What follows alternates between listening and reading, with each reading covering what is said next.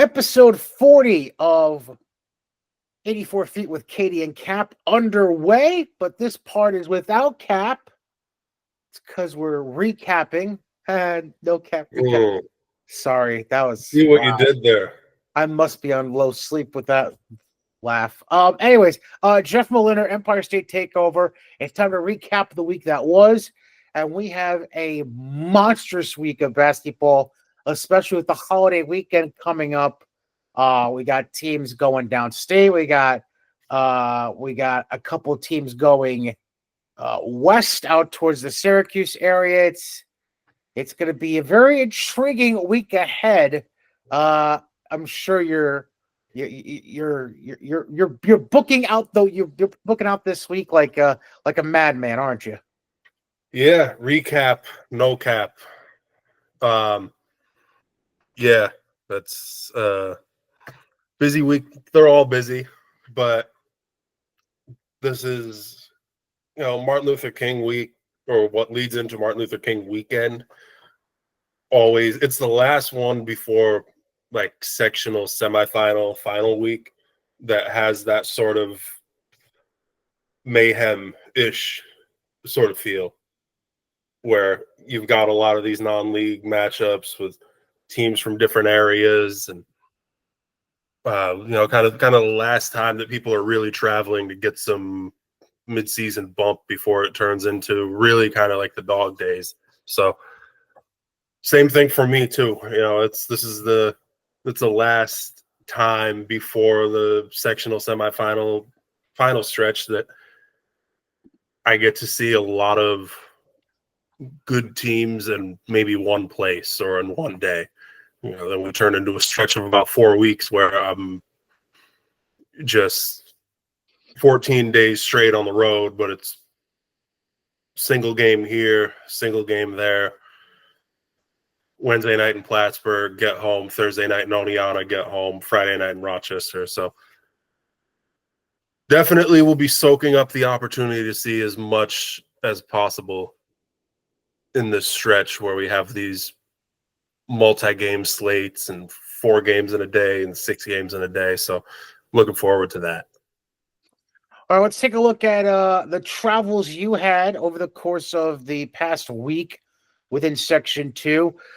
We start with your game of the night from Tuesday night.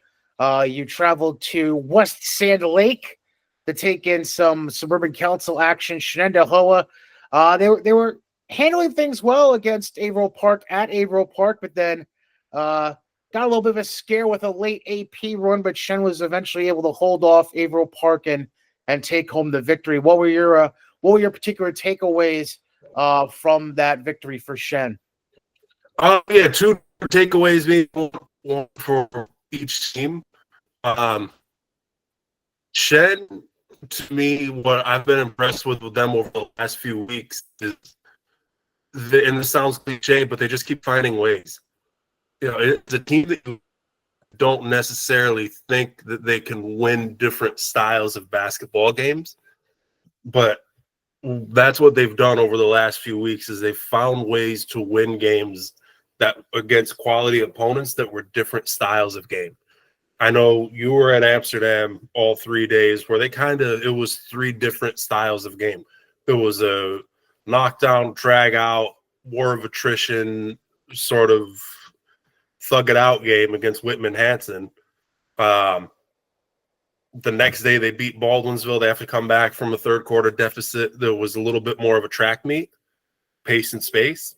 Game played in the 60s and 70s, or upper, I think it was 68-57, so upper 60s.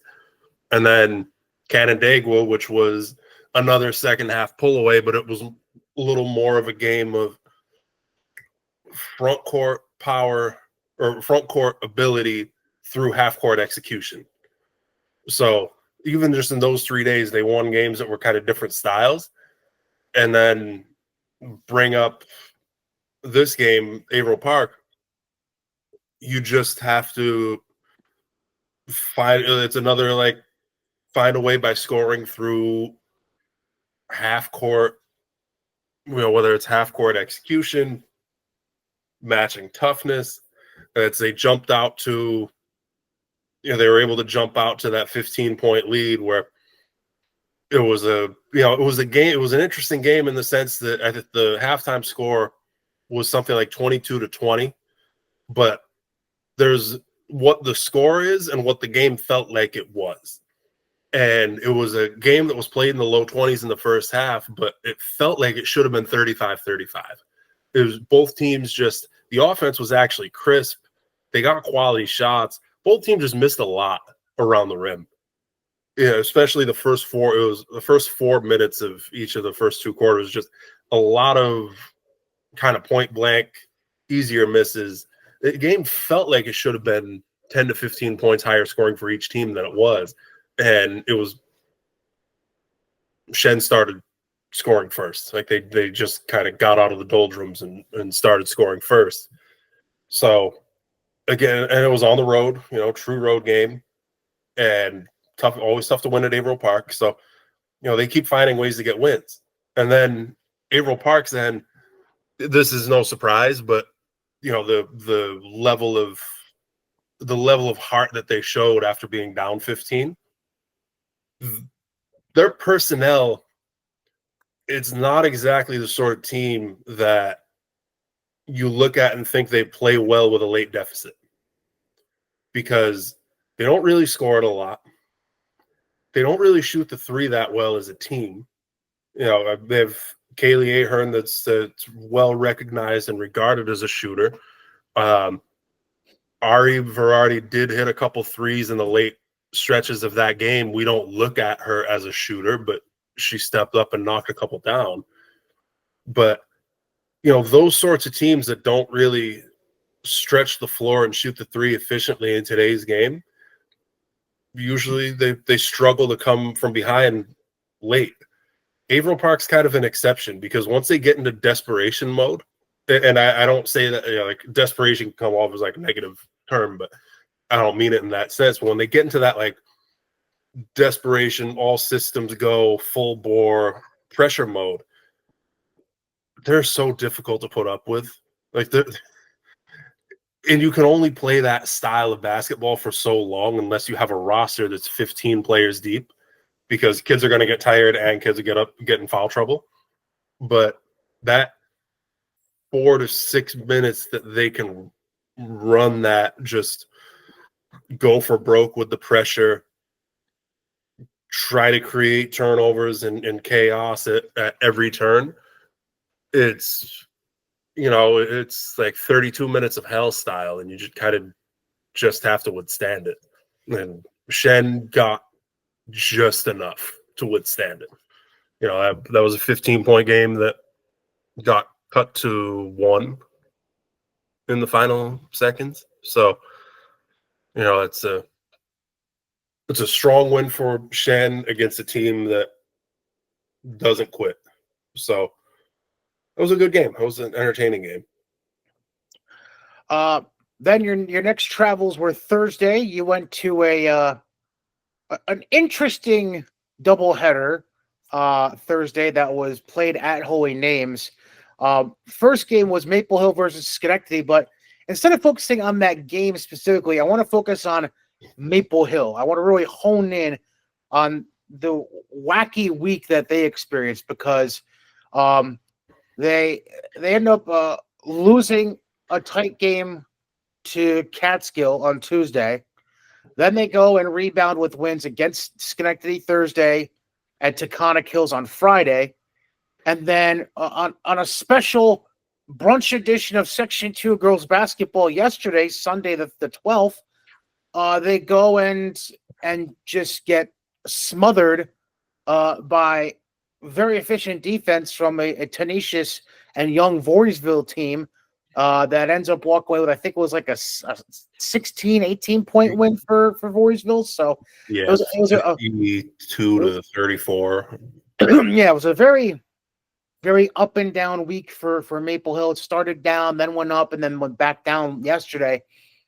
I mean, what are we to make of this Maple Hill team at this point? Obviously, we all know about Adi Lazinski, but is there enough surrounding parts at this point where we feel like they can be in the mix with Greenwich, OESJ, and Stillwater, or even BKW at this point in Class C down the road.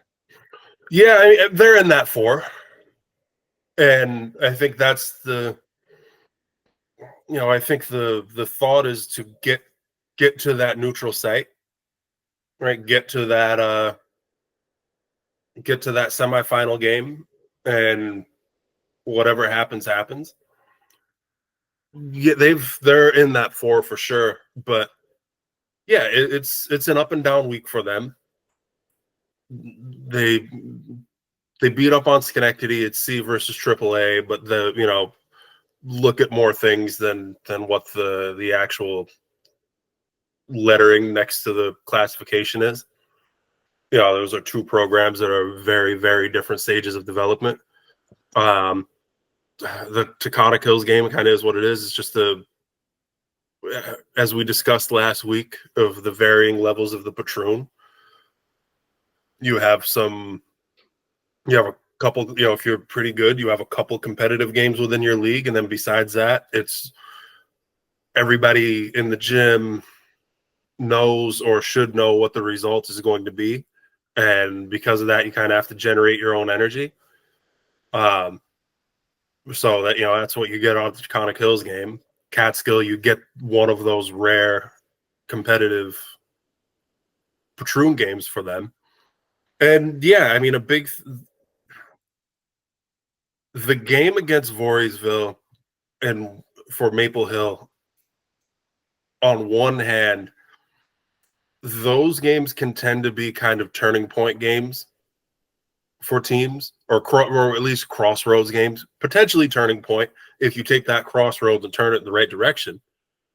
But those can tend to be crossroads games for teams because they didn't expect that. There was not an expectation on their end. I'm not saying that they expected to win the game or come in and win by 20, but they didn't come in and expect to lose by 20. And for that game to go the way that it did, where for 32 minutes the game was played at 2 different speeds.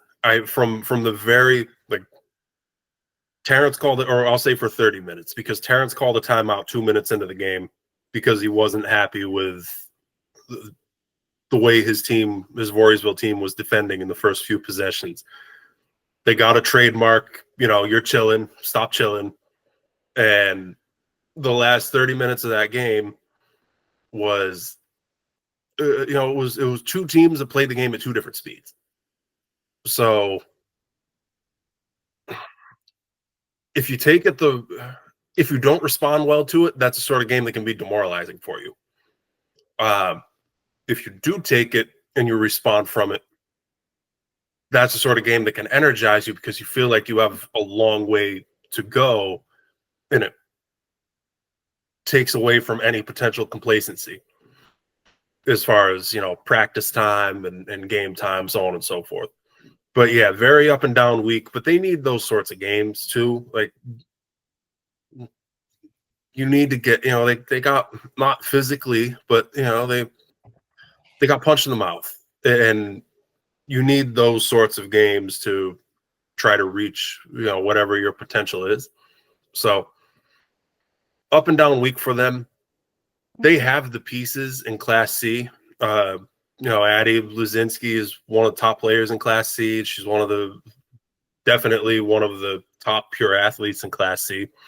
And she did fine against Voorheesville. I think that, like that Voorheesville game, I actually think that they kind of put a pretty decent blueprint as to how to guard Maple Hill, where they tried to dog everybody out, but they didn't send a bunch of extra help Addie's way. Mia Carmody guarded her, and it was like, you're going to get your typical sort of team help, just as far as like defensive rotations, but we're not running second and third bodies at her. She's going to get what she gets. And we're really focusing on trying to dog out the ball handlers, break the ball handlers, crack the ball handlers, make it so they don't want the ball anymore. And, Addie had 20, and she played fine. overall. But yeah, that one was a tough game for everybody else. I think it's a team that if you play zone against them, they can bust you to smithereens because they have kids that can shoot the ball. If you get up into them the way Voorheesville did and make it like Voorheesville made it so that they didn't have a second to breathe. They didn't even have a second to breathe to inbound the basketball, to make it back to the baseline to inbound the ball. It was just the ability to move, to transition from possession to possession, offense, defense, without that second of thinking about what do I do next. It was like shot went in and they're automatically running to their match. So, it was, I don't necessarily want to say a wake-up call. I don't know if they needed a wake-up, but it was kind of a punch in the mouth game for Maple Hill. And if it's a crossroads, if they use it the right way, it can be a turning point. But just because of how that game went for them, I think they still have the pieces to be a neutral site team in Class C for sure. And then I just want to address the other side of that game real quick before we go back to Thursday. The Voorheesville side of things. This is a team that came out the gate a little slow. Also had a very front-heavy schedule because they had to play Catholic Central and Albany Academy in their Colonial Council schedule early on. But this is a team that now is sitting 4-3 in conference play, and they got ballot tested early on. It's really been helping them, especially just looking at what they did against Maple Hill yesterday as an example. It seems to be paying off, and this very young team seems to really be buying into what Terrence Lawrence is doing out there in Voorheesville. And this looks like a team that if teams aren't careful, and I know you mentioned this yesterday when we were talking about this game beforehand, this is a team that could be sneaky and provide a hell of a challenge for somebody, even in the quarterfinals of Class B, depending on how the seeding works out for this tournament in about a month and a half. Yeah, I swear to you, I was watching the game yesterday, and I understand that they took one that I think a lot of people were surprised with, by Voorheesville people, in the same sense maybe that Maple Hill was surprised that Voorheesville came out and punched them in the mouth. I think the Voorheesville people were surprised that they ended up, losing that late lead and falling to Ichabod Crane a couple days before, but just kind of speaks to the very up and downness of, it's a lesson learned for them. And I think it's the uneven up and downness of Class B, where it's just kind of throw them all in a pot and we'll see what happens. But I was watching that game thinking, like, I can't think of a team. I'm not going to say that they're better than everybody in Class B. I'm not going to say that there isn't anybody that's better than them. But I was watching that game thinking, I can't think of a Class B team in this area that they can't give problems. No, they can't cause some real issues for. And I think Terrence had this idea in his head because he had told me before the season started, he's like, don't come watch us for a while. Like, give it about a month. Give it a month, give it 6 weeks. Yeah. Don't come watch us for a little while. Yeah, so Sunday in mid-January, it worked out perfectly. Like, it's about the time I wanted to watch you anyways. So, but yeah, he's got, with good old Mia and Lana, he's got a duo that can score the basketball, kind of a backcourt, front court duo. Also, 2 kids that he'll have next year. As Mia's a junior and Lana's just a freshman. And everybody around them, they play. You talk, like everybody. You hear the playing hard. Everybody thinks that I think 100% of the basketball population thinks that they play hard, and maybe 5% at the most like truly empty the tank and play as hard as they possibly can. those kids are playing as hard as they possibly can. Whether it's a 20-point per game scorer or a 2-point per game scorer, I feel like they've all bought in. They're all emptying the tank. It was a pretty fun watch yesterday, and I think that they haven't been talked about in Class B. We haven't really discussed them in Class B. They deserve to be mentioned in class. Like they're right there. They're there with Mechanicville. Mechanicville is the one team that I haven't seen yet in person. I'm going to watch them tonight against Stillwater. But like the Coxsackies and all the other teams that we're kind of talking about, like they're right in there with them in B. All right, getting back to Thursday, where we originally started the conversation that brought us to the Maple Hill Voorheesville game yesterday. The back half of that doubleheader at Holy Names saw the Panthers hosting Albany High, and what turned out to be a very intriguing game, as Albany High just narrowly walked away with the victory on Thursday. And Jeff was showing his cat in the background, so that's why I was laughing. Yeah, if you're catching the YouTube version of this, you just got a surprise. So and you're wondering why. So Albany escapes there Thursday with the victory. What I mean, you were there firsthand. What made this game so tight in the end for the Falcons to get a victory out of?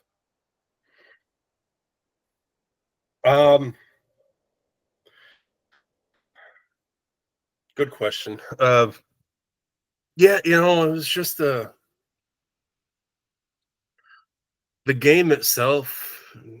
It wasn't anything crazy, stellar, like particular things to talk about as far as matchups and all that sort of stuff. I think it was just it was two teams that have different styles, but overall are pretty competitive with each other. I think if they lined up and played each other 10 times, I think that you would get a competitive game out of it 10 times. I think Albany would win more than Holy Names would, but I would envision every one of those games being competitive. Holy Names started strong, and that was largely behind really Maggie Vollmer, their star forward, had a strong game overall.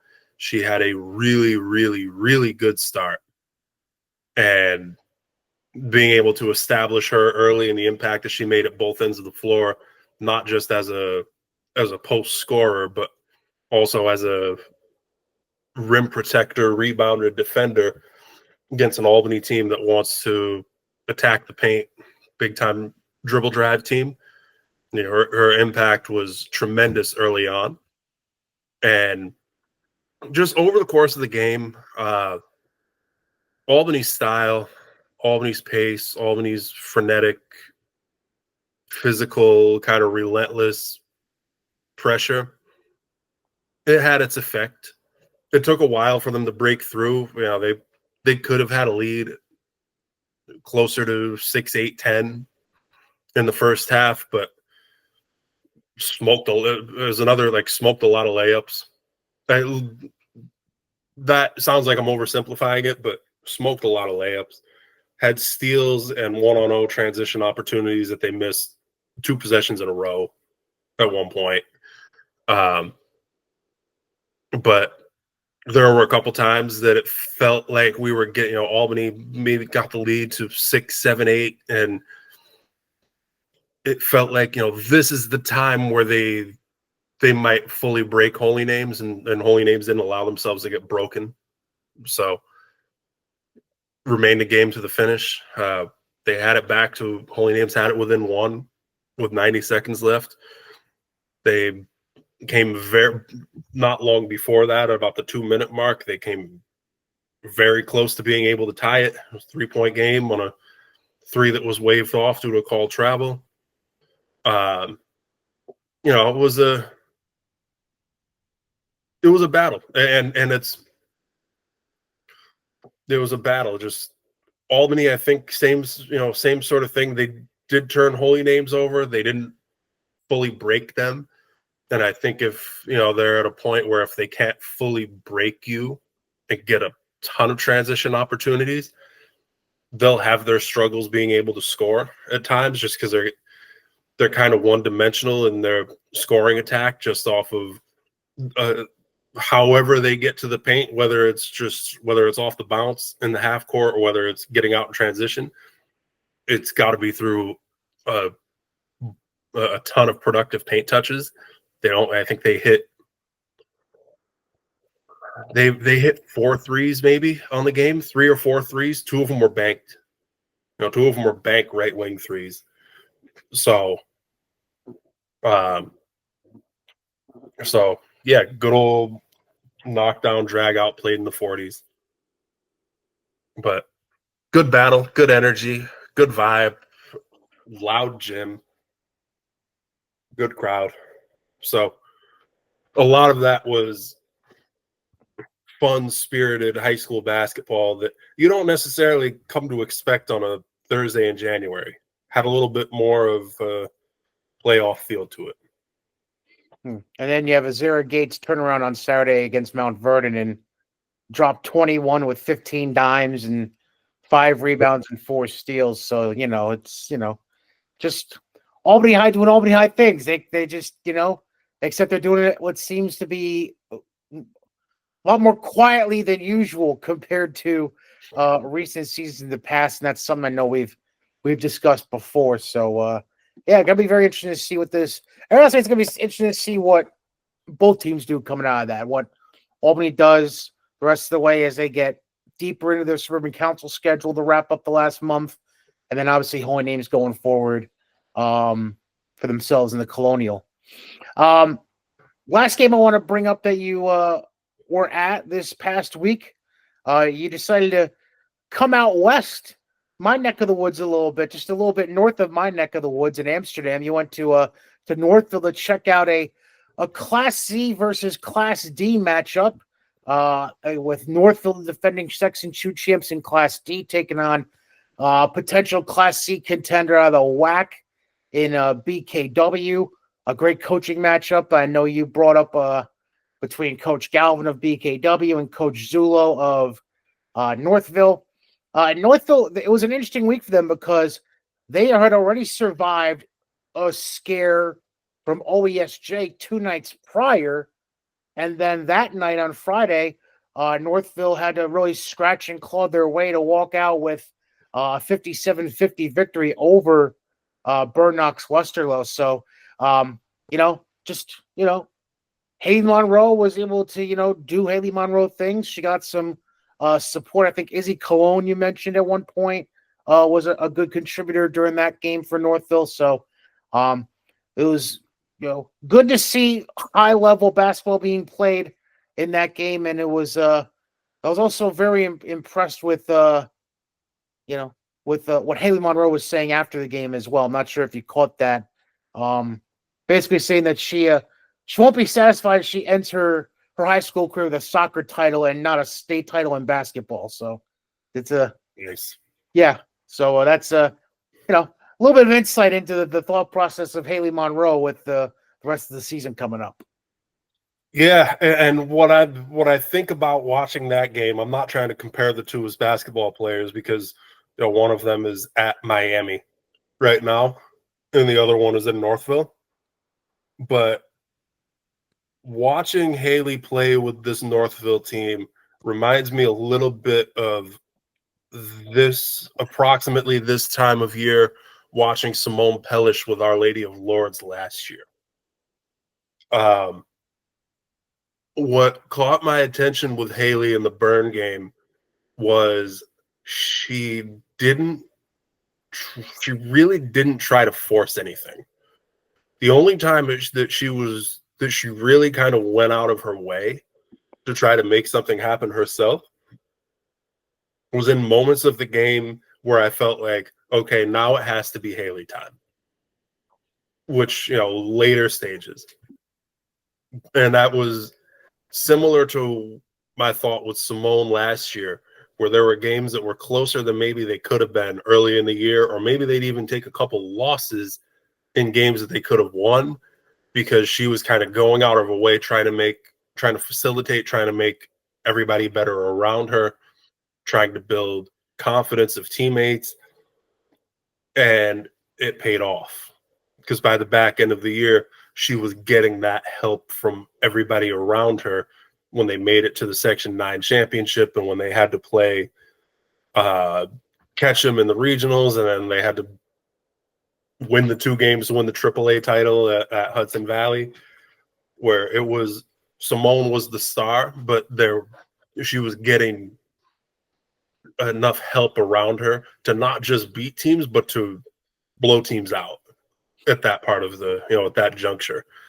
I kind of felt like that with Haley, where especially, early in the game, the support, it was kind of the full experience of a 32-minute basketball game, because early in the game, it was Haley scored. I think she maybe had 7 points in the first quarter, but it was on, 3 shots.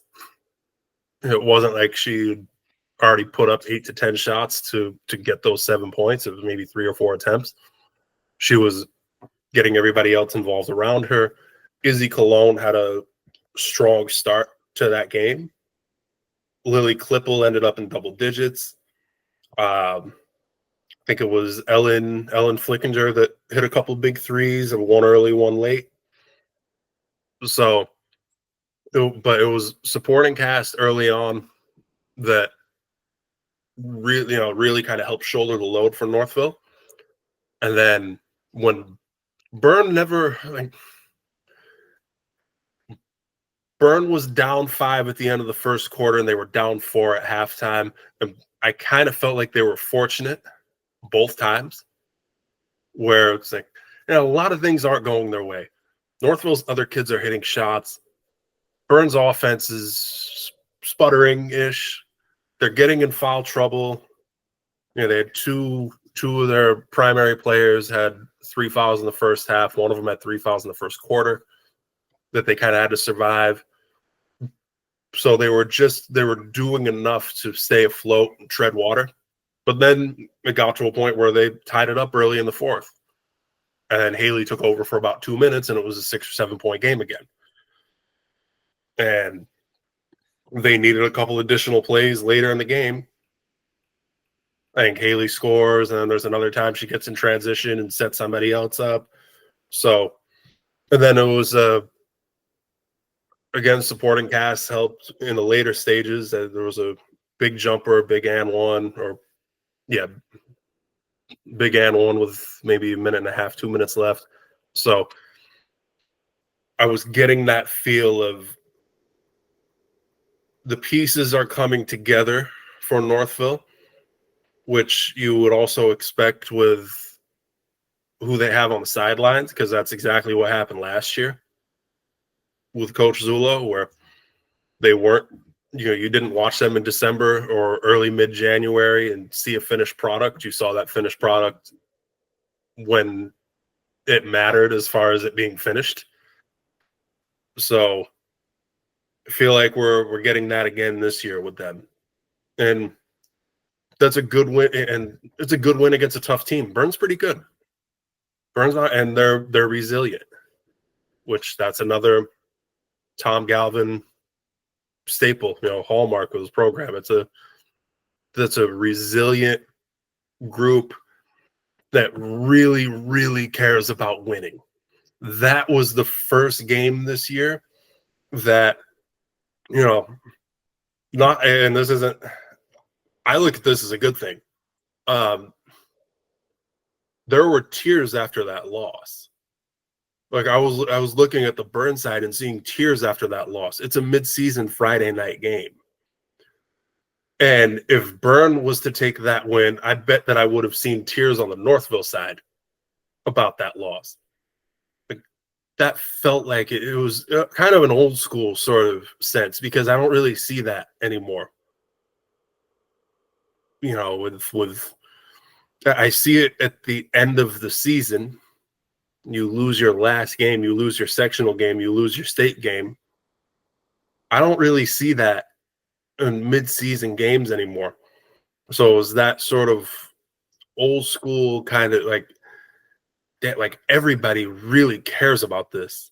You know, everybody involved had another playoff feel, sort of intensity where, and it wasn't like it wasn't like bratty tears, like like a wah wah sort of cry. It was, I put my all into this. I was fully invested into this, and we ended up, and all I want to do was win, and we ended up not winning. So that was, in a sense, it was refreshing. Um, that's part of what makes those programs what they are. And Northville's happy after that because Coach Zulo had mentioned this after the game. He's like, I would have been with OESJ on Wednesday and Berne today on Friday. I would have been okay with a split. I would have taken a split. We got 2 wins. So, and we'll probably, sorry to interrupt, we'll probably there's a good chance that we get that one again in about a little over a month in the WAC Cup. Now, focusing on Class D for a hot second, since we're talking about Northville, I feel like just with the way that the Adirondack League is kind of just beating each other up, and it's hard to make heads or tails. I mean, I would say the obvious contender out there would be Hartford potentially, and we'll have Jason Johnson and his daughter Mackenzie on with me and Cap later in the week. But is it basically after Northville? Is it basically just Hartford, Spa Catholic, and then the rest are just kind of there? And what do we make of potentially the chances of either Hartford or Spa Catholic giving Northville a run if they were to meet them in the Class D finals? Paul Task, that is what I think. As far as Northville, Hartford, Spa Catholic, and I'm sure we'll see Northville. Unless anything crazy happens, and hopefully nothing crazy does happen. But I would imagine we see Northville as the one in about a month. Hartford owns a head-to-head win over Spa, so that would lead you to potentially, like they've certainly got the in right now as far as being the 2 and Spa Catholic the 3. So create an entertaining semifinal in the bottom half of the bracket. I think that either of those teams would have to play very well. Spa Catholic would be interesting just because that's a sort of team, and we could have this discussion in a lot of different games and a lot of different matchups, and even just dating back a few minutes to Voorheesville Maple Hill, with one team in the Colonial and one team in the Patroon, and 2 teams that look like they're kind of playing at different speeds. You could have that sort of situation pop up with Spa Catholic, who spends their season playing Stillwater and Greenwich and Tamarack and Mechanicville, and the Wazerans got a few that aren't very good, but they're getting a good amount of basketball over the course of 3 months against better, more athletic, faster teams with more depth of skilled weapons. So translate that into late January, late February, early March, they could be interesting because they're just used to seeing something different than what their environment is around them.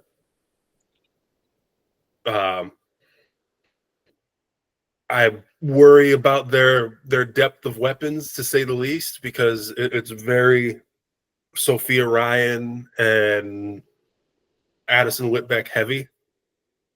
And really, as far as production, just kind of very little outside of that. So, you worry about that, especially against a Northville team that tends to come in pretty well game planned for their opponent. But certainly stranger things have happened. But right now, at least from what I saw on Friday, I'm starting to see the things out of Northville that I would hope to see, anticipating them as a potential mid-March team. Get a look at Class C now. I mean, obviously, Greenwich doing Greenwich things, still unbeaten right now. We talked about Maple Hill. We just talked about BKW. OESJ, it was interesting for me to see how they bounced back from that close loss to Northville, and they end up doing it just fine. They end up taking care of taking care of McKeel on Friday. Otherwise, Dwaynesburg beats Schoharie on Wednesday. Cobleskill, they handled business against Galway on Wednesday. So Class C, I mean, it's an interesting bunch in that obviously there's Greenwich, and Stillwater, and we mentioned Maple Hill, but there's also the potential for maybe Lake George or a Whitehall to potentially upset the cart a little bit. And then obviously we mentioned OESJ. So Class C is one where it may turn into a case of, and we haven't had this in a few years in Class C because it's been, basically everybody expecting Greenwich Dwaynesburg. That's pretty much all people expected the last 3 years to be the final. This year, obviously Greenwich still very much, a contender. But then the other half, it could be a bit jumbled and discombobulated a bit where you get, a lot of heated competition in that bottom half of the bracket, depending on how seeding ends up down the road in about a month.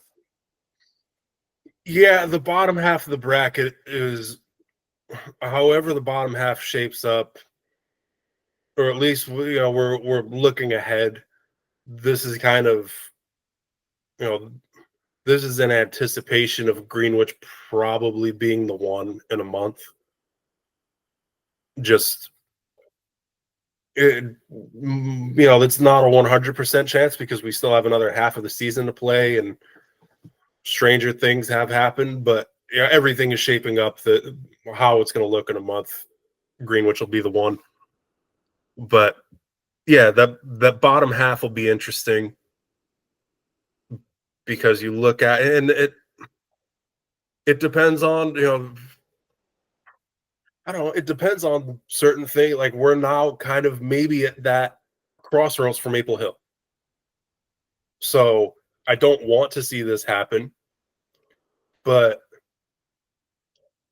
if things don't go well for them over the next few weeks, like they beat Tamarack, that's probably the closest thing that they have to a signature win, right? Because they lost a one possession game to Coxsackie, they lost a one possession game to Catskill, they lost the Voorheesville game.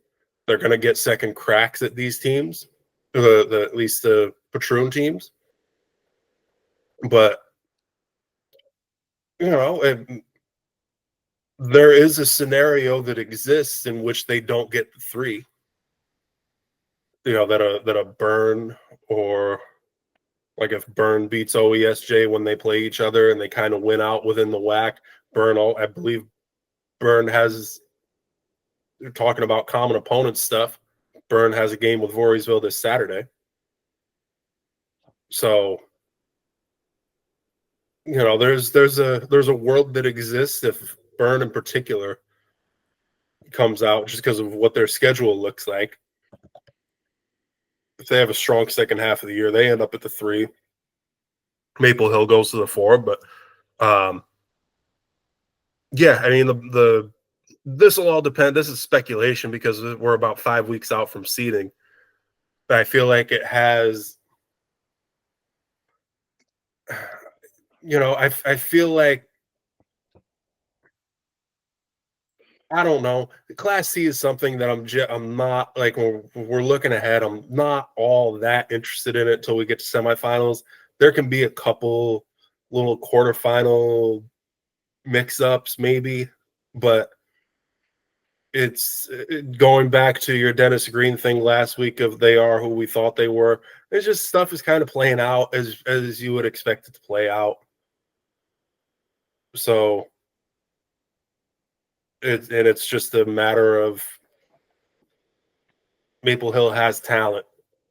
Can they get those pieces all put together correctly? Greenwich, it looks like the pieces are being put together very well. Now it's just a matter of staying healthy. Olivia Davis is back. I think Jordan Wolf is out for like a week or so.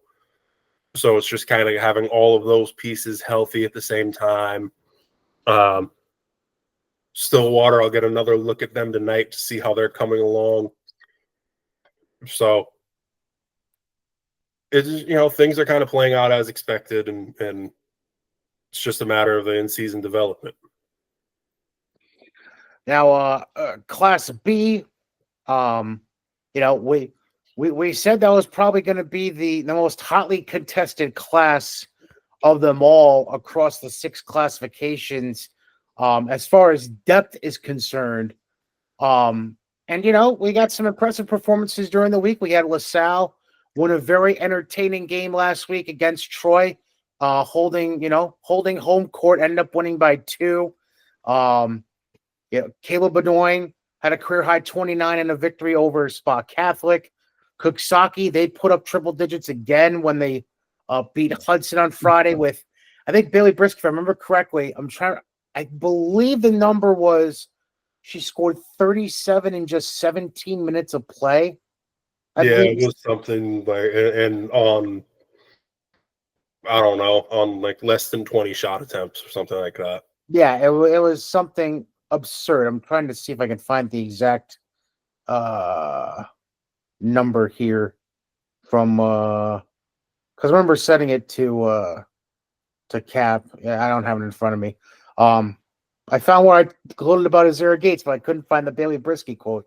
But anyways, I think it was 37 in like 17 minutes. But to me, that's not even the most impressive thing out of Class B, despite LaSalle beating a AA team, Caleb putting up a career high, Cooksaki put up triple digits. None of that is the most impressive thing to me. The most impressive thing has to do with actually the other team you're seeing tonight against Stillwater. Mechanicville has gone 4-0 without Tanner Eisman on the court. They lost her early in the LaSalle game back on December 27th, 2 days after Christmas. They end up winning that game by 9. Then they survive a little bit of a scare from Cohoes, winning by 7. And then they went on the road, defeated Waterford Half Moon handily. And then again, a close one, but a victory still at Cambridge back on Thursday. Now they go on the road again tonight at Stillwater. Tanner Eisman has been back in practice for about a week now.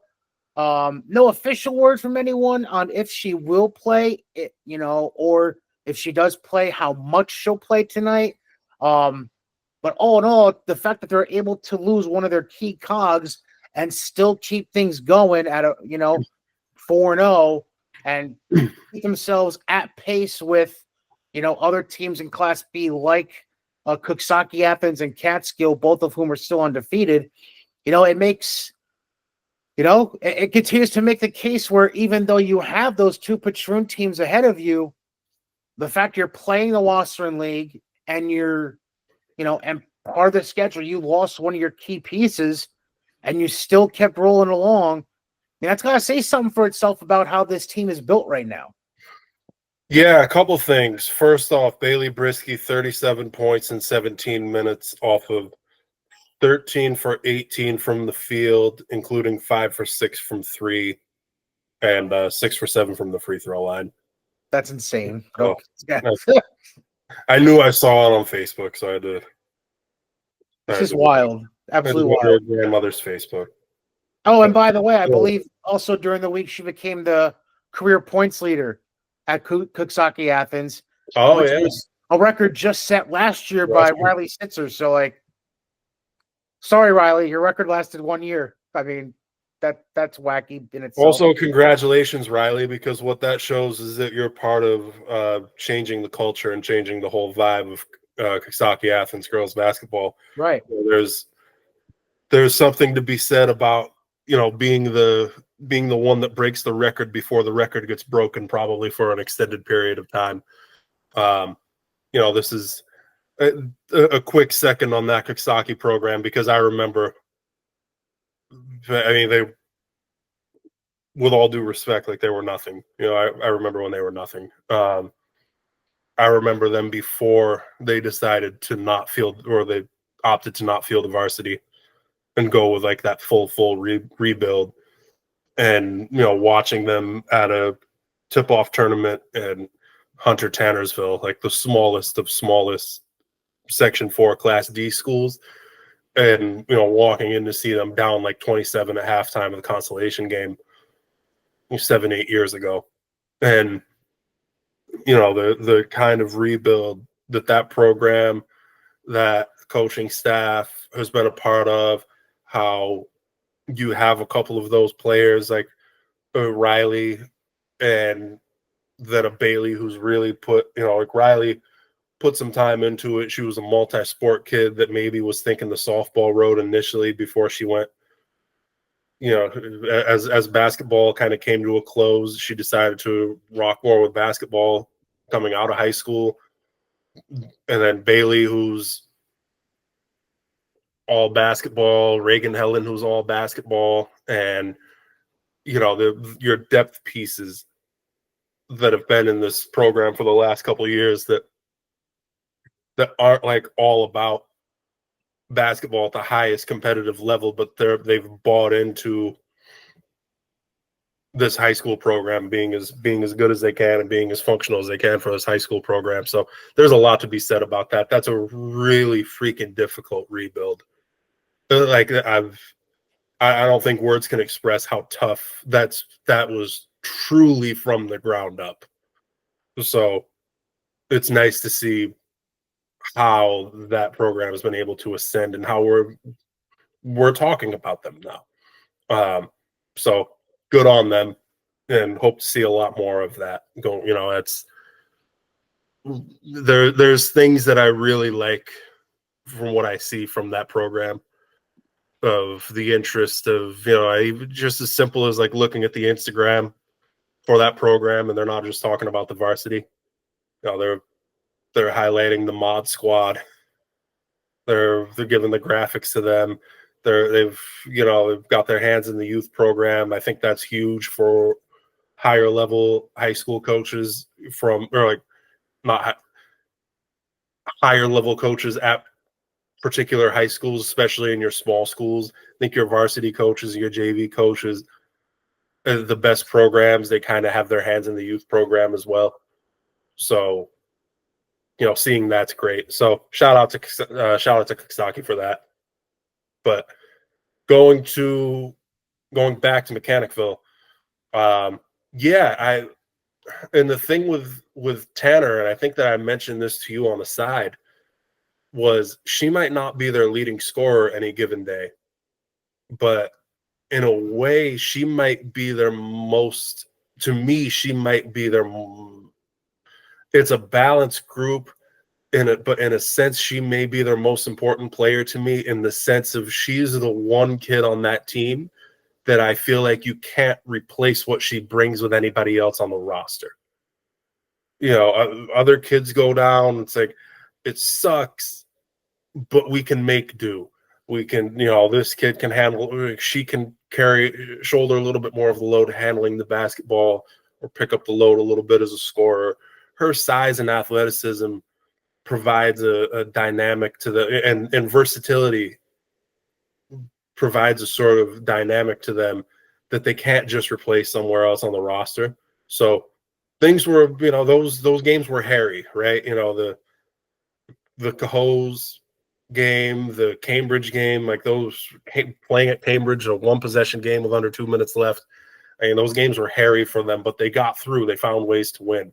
So that's certainly a mark for them. And it's also something that I feel like you would expect from that program because it's another kind of resilient sort of blue collar, hard hat style program that it's just get it done. And Tanner went down for a couple weeks.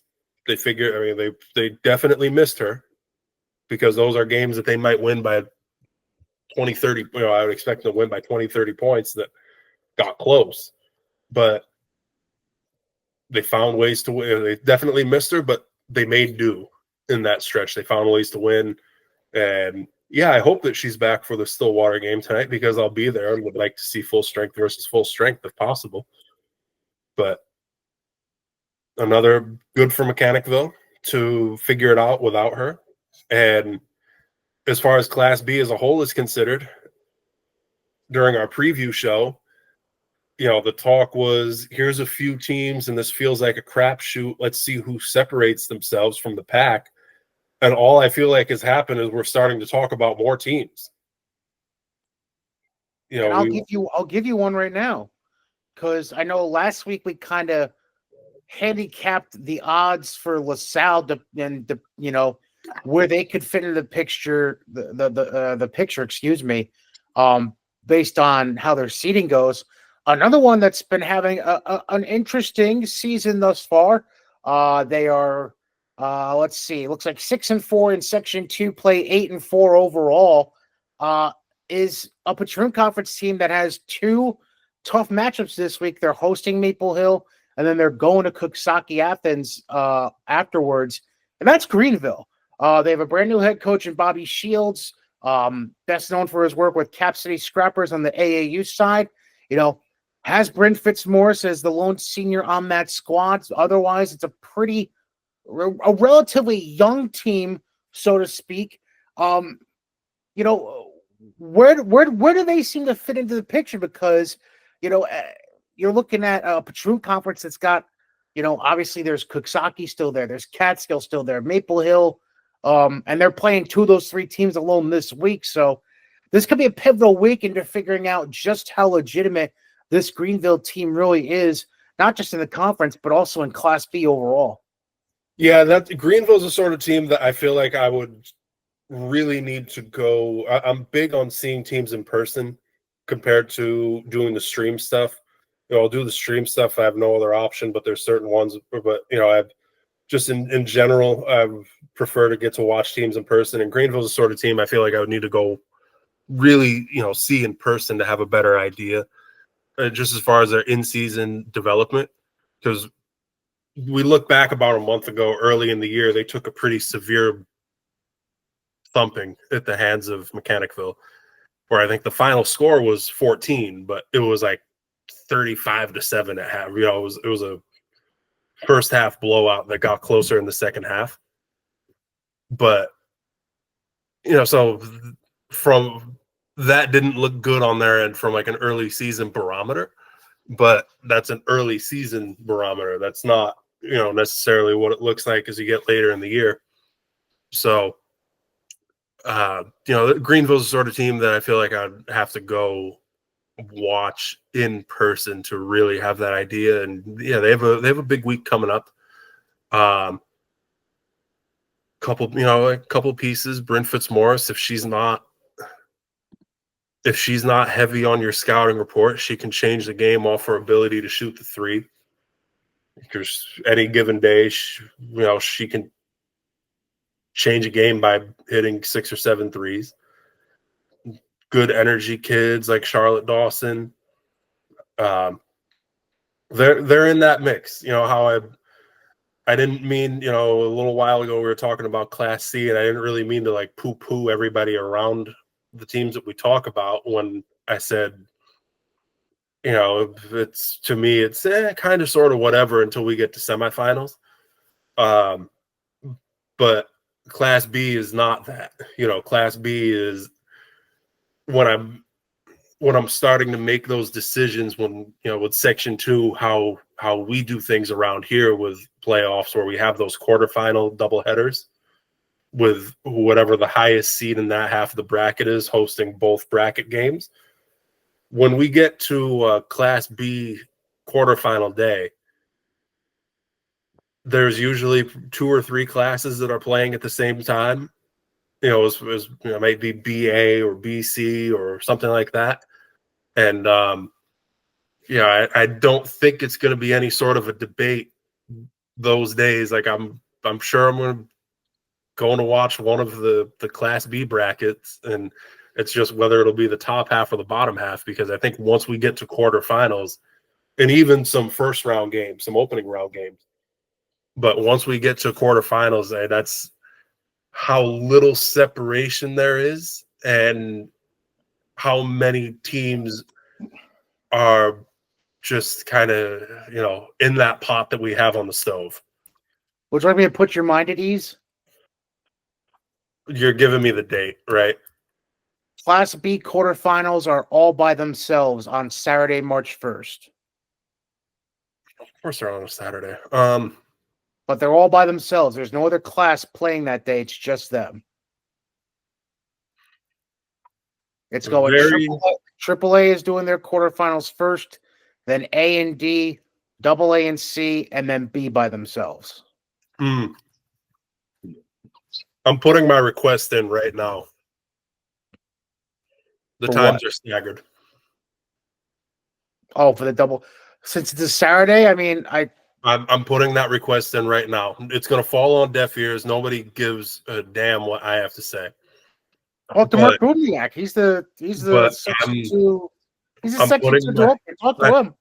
I'm putting my request in right now because all those quarterfinals are usually like 6 and 7:30. With it Saturday, give me the bottom half at like 1 and 2:30, wherever the bottom half is, and then the top half at 6 and 7:30. I want to see all 4. Listen, Averill Park Athletic Director and Section 2 Girls Basketball Committee President Mark Bubniak is an avid listener and watcher of this show. I'm sure he will take your request into consideration. I'm begging. I want to be able to see all 4. All right. And worst case scenario, I'll pass the message along myself personally to him, because I'm in the same ballpark as you. That'd be a very cool day of basketball that it would create right there. Yeah. I got to look at Class A. Wasn't a whole lot of action per se for Class A last week, aside from Holy Names, and their game against Albany High Academy.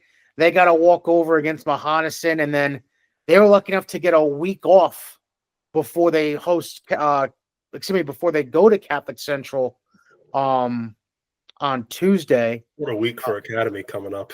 Yeah, they go to Catholic Central Tuesday. They host LaSalle Friday, and then they're playing in the Utica Notre Dame Classic Saturday, Sunday, or they'll play Aquinas Saturday, and then they'll either play Utica Notre Dame or Chenango Forks on Sunday, depending on how things work out. AQ is legit. So it's a very interesting week for Academy. It's that Friday, Saturday, Sunday run is almost going to kind of feel like a mini a weird AAU weekend for them in a way. Just going one to another back to back days. Good thing they're all AAU kids. Oh yeah, I mean they're going to be fine with it. They're young legs; they'll be fine. It's okay. Yes, I mean it's going to be a very telling week for them. Holy Names, I'm trying to see here if I have them. They host LaSalle tomorrow night on Tuesday. Then they go to Catholic Central Friday as well. So an intriguing week for them. Private school week. And then BP, they have a pair of games. Not quite as intriguing, but they do go to Scotia tonight, which, Scotia's been gritty, but, BP still has a ton of length compared to them. And then they'll make the always tricky trip to their first tricky trip up north. First of 3 in a row, by the way. BP's going to have 3 straight games going up north. They'll go to South Glens Falls this Thursday. Then they go to Queensbury next Thursday, the 23rd. And then that Saturday afternoon, the 25th, they play at Glens Falls. So they're ripping the Band-Aid off, going 3 straight up the Northway. But all in all, Class A, I mean, those are really the main the main things we're looking at. BP keeping the train rolling. How Academy handles a bit of a hectic schedule this week. And then Holy Names, LaSalle's no pushover, and obviously Catholic Central on Friday will be a heck of a challenge for them. Yeah, try and say tricky trip 5 times fast. Trick and trip, trick and trip, trick and trip, trick and trip, trick and trip. Chicken trip. I'd like a chicken trip. Yeah, you're missing a letter, but yeah, sure, that's cool. Yeah. Yeah, that's Academy. What a week for Academy's got as entertaining and challenging of a week, I think, as anybody in the state. Just as far as, and this isn't looking over their Friday game, but Catholic High on Tuesday, the team that Catholic High beat in the state semifinal on Saturday, who also returned everybody from that group, and they're really good. Like, Aquinas is really good. They're putting 70, 80, 97 on good teams. That's a very good team. And then regardless of how it goes, they're playing against a Division I player on Sunday. They're either playing Ella Trinkus or they're playing Maggie Warpus, who is either going to, let me pull up, I was just talking with her father. She will likely get her 1,000th point this weekend, one of those 2 days, as a junior. So that's, I won't call it a brutal week, but that's a challenging, entertaining week against, again, some different styles of opponent. They're gonna see some different looks. So, but that's what you like. Academy doesn't just have, like, they have Section 2, one step at a time, right? But one game at a time. But this is a group that they have Section 2 goals, but they have goals beyond Section 2. So these are the sorts of games that this is the sort of schedule that you take. Catholic High is one that you're going to play a couple times a year anyways because they're within your league. But the weekend, there's some teams that aren't challenging themselves so much, and then there's that. That's a productive, whether that's 2-0 or 1-1 or whatever. That's a should be a productive weekend for them.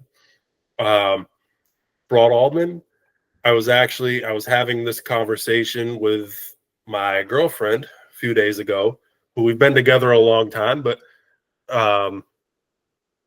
she chooses, which I fully understand. It's not that she can't process how my mind works with creating a schedule. It's just that she chooses to not commit any brain space to it, which if I was her, I would do the same thing. I would just say, you're nuts and I hate you, and keep it moving. But we were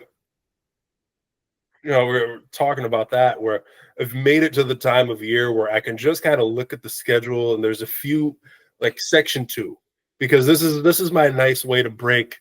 Sarah, I'm really sorry, but you ain't gonna see me much the next month because I'll be on the road a lot, because I've seen most of Section 2, most of like your stronger teams and the players that I would want to see from the AAAs down to the Ds for the most part. There's a few teams that I have yet to see. Now we get to the point where I can just look at the schedule and say, oh, this is the right time to watch them. Italicize it on the schedule. Okay, I know I'm going there that day. Let me guess. Broad Alban at Queensbury next Thursday. Right. That's the one where I haven't seen Mechanicville in person yet. I've mentioned a couple times I want to watch, as we speak, on Monday, January 13th. I'm going to see them tonight. I actually have not watched Catholic High yet. Or no, I did. I did see him. I'm an idiot. I saw him very early in the year, but I haven't seen him since November. I would like to get another look at him. Academy Catholic High Tuesday. Boom. I'll go watch that. So really outside of Mechanicville, we're talking like Broad Alban is about the only one that I haven't seen in person yet. Queensbury next Thursday. Italicized. I'm already planning on going there. And then Sarah, I'm sorry. Besides that, you might not see me all that much It's also anymore. a game where you can it'll also allow you to have a game where you're able to, and we were going to I was going to touch on Queensbury in a second, but since you brought them up, you got to see them early in the season when they had their memorial tournament, and now you get to go back when, things have changed as you expected they could eventually for this Queensbury team with, they seem to be gelling a lot differently than they were early in the season. So, this allows you to maybe, have some pause and some reevaluation from what you saw earlier in the year. Yeah, this will be Broad Auburn's toughest test of the year. They did beat Queensbury the first time around. It was close. It was a close game, played in the 30s, and it was early season Queensbury was not what today Queensbury is. So, and it was at Broad Auburn, so it was a home game. Them making the trip to Queensbury, playing them on the road, playing the current edition of them. This is the toughest game they have in the regular season. So, I don't want to watch them in games that they're going to win by 50. I learned nothing from it. I get nothing from it besides showing face and saying hi and happy to be here. Love you guys. Bye. Right. I don't learn anything from it. I don't learn anything about the teams. I don't learn anything about the players. So, that game at Queensbury, that's a opportunity to learn about both teams. I know that I've been plugging your Upstate 20, and by all means, everybody go subscribe to EmpireStateTakeover.com. Subscribe to Jeff and all the work he does. It's amazing work, both Section 2 and beyond throughout the state. He's starting to do Upstate 20 rankings for all the 6 classifications. But I'm going to step out of bounds from your rankings for a hot second because I'm looking at the sports writers rankings right now. The free one. What's up? The free one.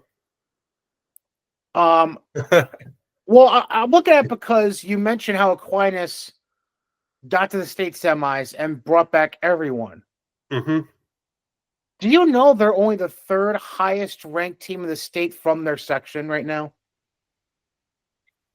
I don't. To be completely honest with you, I don't. They're behind Kearney and they're behind Hilton. So Kearney beat them. So that one, I get the reality is I think that Aquinas is overall a little Section 5 AA is very good. 5 AA is very similar to 2 AA. It's really good and it's loaded in that class compared to a lot of the other classes. I think Aquinas is a little better overall. If you just talk about them in general compared to different opponents. But that particular matchup is one where they haven't got over the hump. We're going to talk about this locally in a little while once we get to our schedules for this week. Because we're going to talk about that with AP Columbia for a second, where it's the results of Columbia lately have been better than the results of AP against common opponents. Now it's just a matter of getting over that hump of actually beating AP. And you can include Shen in that conversation for common opponents because AP wound up losing to Shen Tuesday, and then Shen turns around and gets drummed by Columbia on Friday. So right, Columbia's results against common opponents have just been better than Averill Park's in the last few weeks. They just have been. But then push comes to shove, that matchup matters, and you got to get over that hump. The Kearney Aquinas is kind of the same thing. The the way matchups, like, most common opponents, I think AQ is going to do a little better than Kearney is. But BK is just that particular matchup is a different. It's one that they got to get over the hump.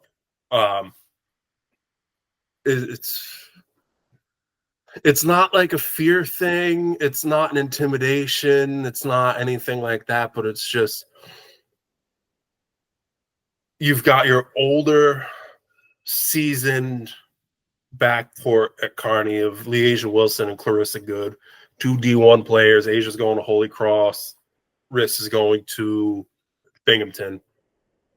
And Aquinas is like that next up sort of group. Like they have a senior that's going to Duville, really nice player, Molly O'Toole, who's really they're the one that kind of steadies the ship. She's a wing, but she kind of steadies the ship, and she's their kind of their rock. But it's a young group around them, experienced group. They've been on varsity for 3 or 4 years, very similar to what you speak with like Catholic Central.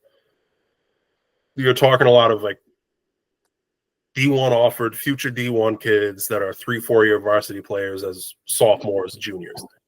And it's just Asia Wilson in particular is a tough hump to get over for a lot of these kids. She's a dog. Like in every sense of the word, Asia Wilson is a dog. And I think, that's like Aquinas had a double-digit lead when they played at Kearney. AQ had a double-digit lead. Asia Wilson took the game over in the 4th and turned it into a 65-60 comeback win. So she was on Team Northeast for AAU, right? Yeah. And that team was just dog. Ridiculous. Team in general is just ridiculous. She's one of my favorite. Like she's one of my favorite players right now to watch throughout my coverage region, because if there's one kid that you cannot question her desire to win and her desire to just like rip your heart out. Oh, I'm a huge Asia fan. But so that like Kearney over Aquinas in the rankings, I get that because Kearney did beat them. That's a hump that AQ has to get over. Hilton, state finalist last year that returns their top player and hasn't lost yet. So I've had discussions with people about this. I get it. That's the one thing that I know. I think, are they number 1? Yes. So they're one. They're 1. Panis is 2, and then St. Anthony's from the CHSAA is number 3. Personally, an insight to my here. Let me pull it up. I have not. This is my last week upstate 20 because I have not updated my stuff yet, and I'm going to be doing. By the way, there's no Section 2 team in the top 10. Columbia is the first one at number 13. So there will be some updates to this. I'm going to be working on this tonight, and then I probably won't get all 6 classes done today. So tomorrow morning, I might be finishing it off. So right now, upstate 20. So I'm not factoring in New York City. I'm not factoring in Long Island. I have 3. My top 10. I have 3 Section 2 teams and 1, 2, 4 Section 5 teams, which tells you what I think about 2 and 5 and AA.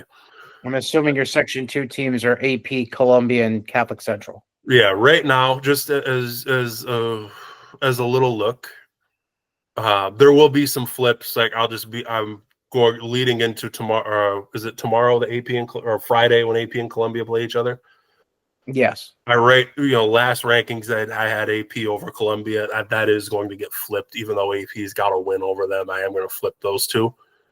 But as of the last rankings that I had, Panis I had number 1, Catholic High I had 2, Kearney 3, Aquinas 4, North Tonawanda out of Section 6-5,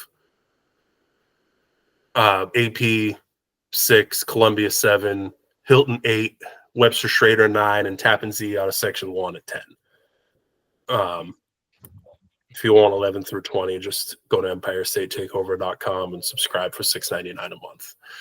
And Exactly. if you want to see the notes of all, why my notes of what I've seen and why I have things listed the way I do, and results of note over the last week and games of note for the upcoming week to stay on track of the upstate, feel free to subscribe. Would love to have you on board. But that's what I like. My last rankings, that's what I had. There's going to be a little flipping. Like I said, I'm going to flip Columbia and Averill Park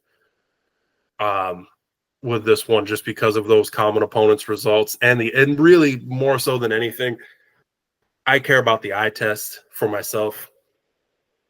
I'm in these gyms. I'm watching these games. I care about the eye test. I care about what I see. And Columbia, how they've been able to put pieces together over the last month or so. That's a team that I look at and say, I trust that team. Now, where I know that we had those discussions at the beginning of the season. But yeah, so I get Hilton at 1, and I will never bet against Mallory Heiss.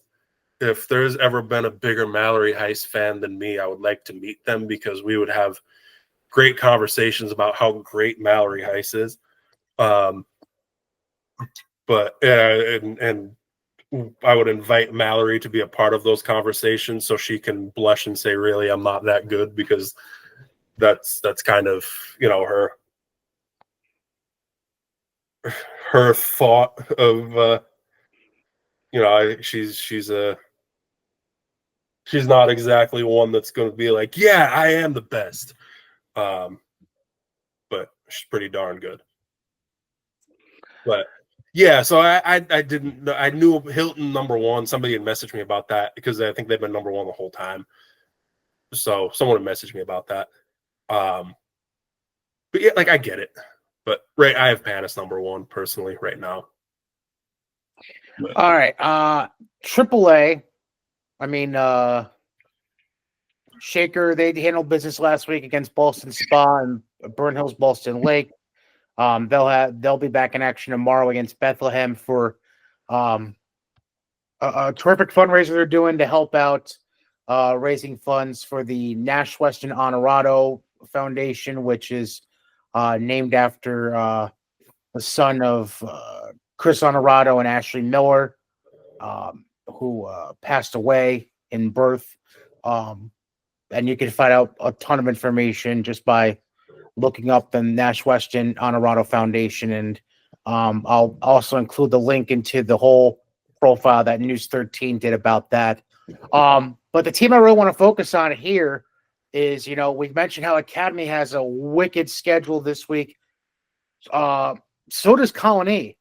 They're going to be hosting Albany Tuesday night, and then Shaker Friday night, and then they're going to go down and play in the Rose Classic over the weekend down in Brooklyn. Trying to remember I believe Saturday, I have it right in front of me. Saturday, they're playing against Archbishop Malloy. And then I believe their turnaround, aren't they playing on Sunday as well? And I just didn't notate that.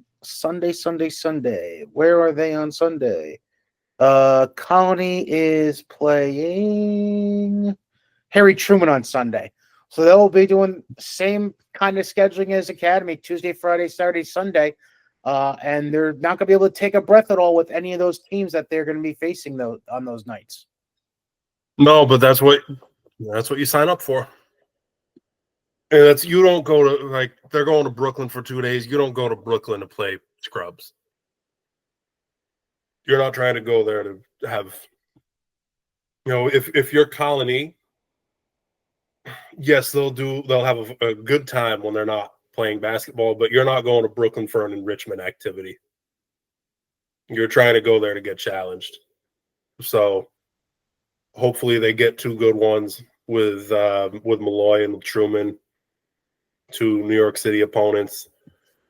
But yeah, they've before that they've got the 2 big time local tests, because Albany, Albany plays that sort of bruising style that I think personnel-wise, Shaker can physically handle that better. Where you saw that last month that Shaker was able to pull away and get a 20-point win. I think it's a little bit more of a question for Colony as far as being able to withstand that. So it's a nice test for them. And then don't really have to say anything about Colony Shaker on Friday. Unless you've been living under a rock for the last 2 years.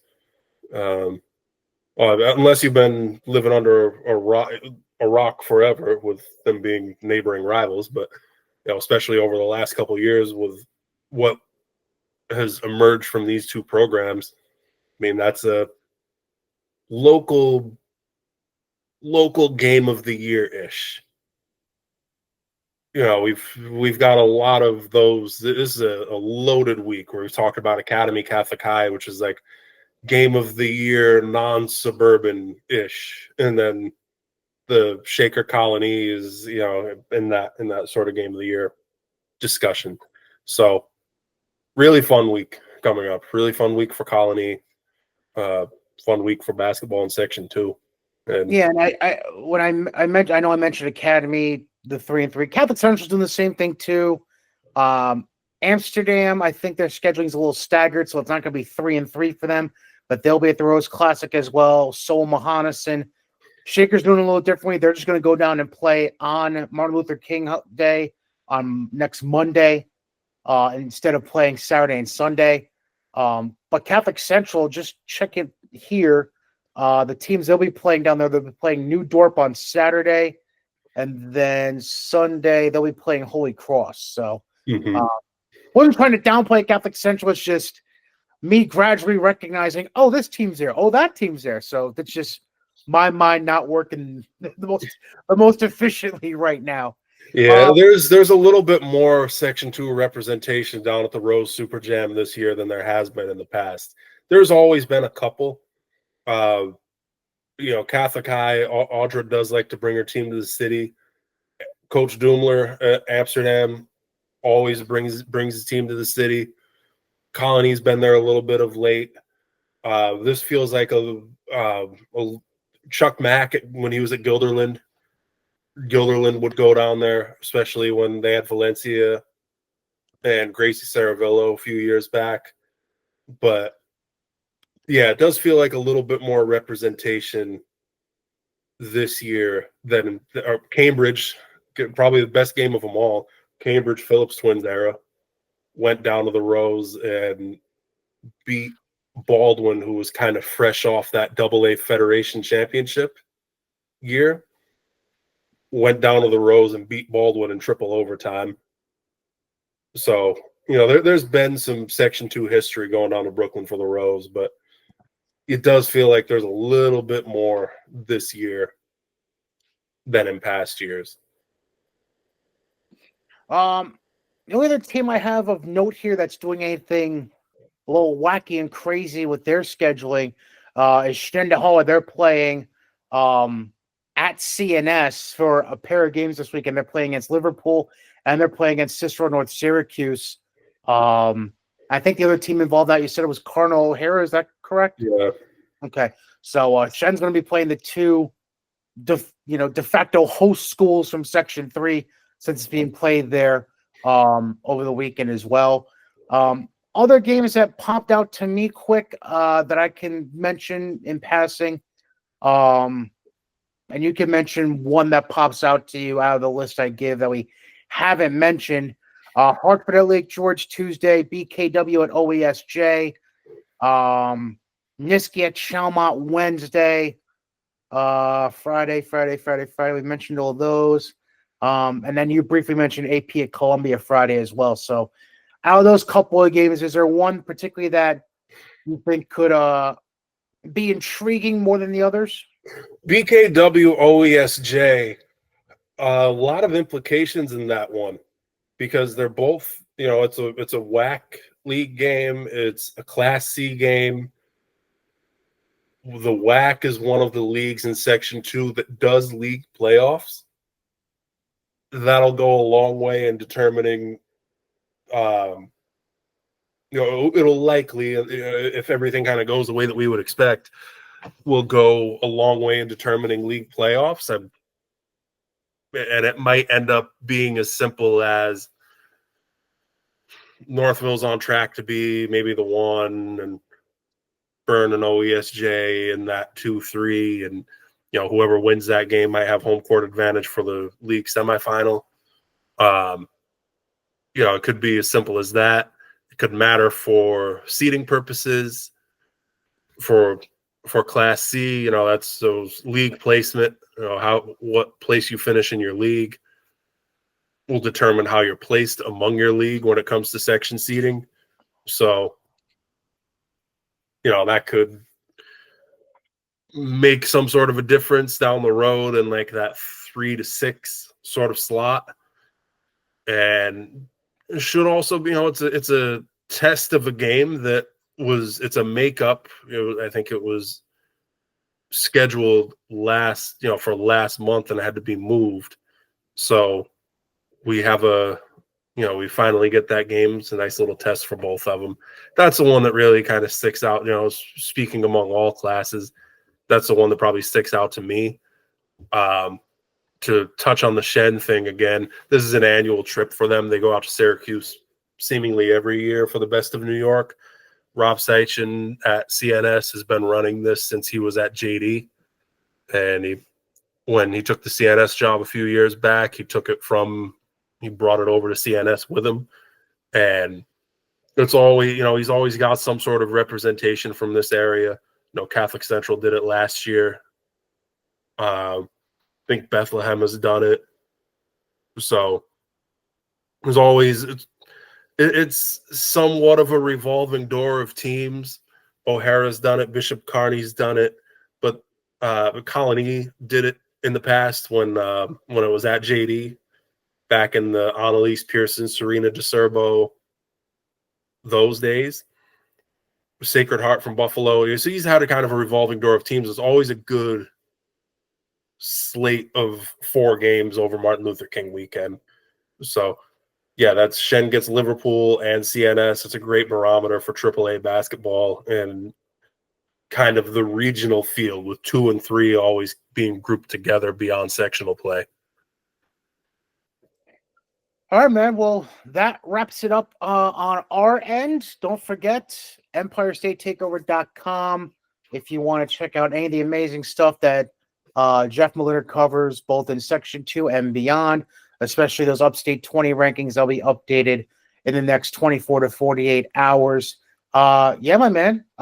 Safe travels this week. Enjoy the games, and we'll catch up more next week. All right, my man? Sounds good. Yeah, Section 2, I'll see you around a little bit more than maybe I initially expected this week. It's still going to be a travel week, but I thought it was going to be a crazy travel week. And, as time has gone on, I guess it kind of hit me how big of a week this is on the Section 2 schedule.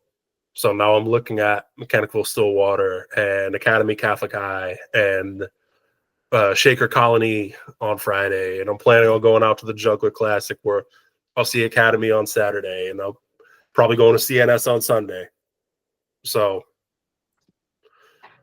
fun little excursion coming up. But big week. This is like the barn burner headlining week for Section 2 games to me. So should be a fun stretch coming up. Absolutely, man. All right. Well, enjoy it, and make sure you tune in to part 2, everybody, with Hartford head coach Jason Johnson and his daughter and junior player Mackenzie Johnson. That'll be dropping sometime Wednesday night, Thursday morning, depending how things work out. But Jeff, be safe, and we'll catch up next week. All right. Sounds good.